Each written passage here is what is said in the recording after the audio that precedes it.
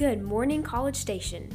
I'm Megan Dortch, and welcome to Write Right, the student podcast at the Texas A&M University Writing Center. As you know, Write Right is designed to provide useful tips and ideas in all areas of the writing process. These next two episodes will focus on a specific grammatical concept, English articles and when to use them. If you are a native English speaker, you've probably used the articles a, an, and the correctly your whole life without giving it a second thought.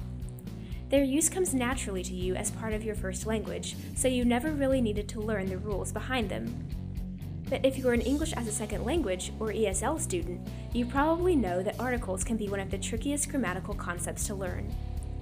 In that case, these podcasts aim to provide you with some concrete rules and examples of which articles are appropriate and when. Articles can be defined as the part of speech used to indicate nouns and specify their application. They precede nouns in English and can be classified into two types: the indefinite articles a and an, and the definite article the. The two most important concepts to consider when using articles are countability and definiteness. In this episode, we'll look at indefinite articles and the concept of countability. Nouns are considered countable if they can be made plural, usually by adding s or another form of the plural ending. Examples of countable nouns are objects and people, such as apple to apples or child to children. The Oxford Dictionary indicates whether or not nouns are countable, so you can look up specific words you're unsure of. The English indefinite articles a and an are used with countable nouns in their singular form. For example, you say a child and an apple. However, because a and an come from the word one, they are not used with plural nouns, meaning you don't say a children or an apples. Also, there cannot be one of something that is uncountable, so you don't use a or an with certain concepts, like love.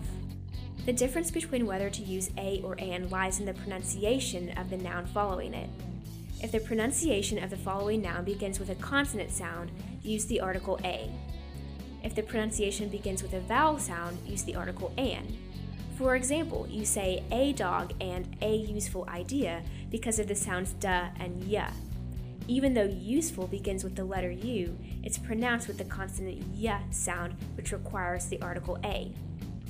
In contrast, you say an umbrella and an honor because of the vowel sounds and ah.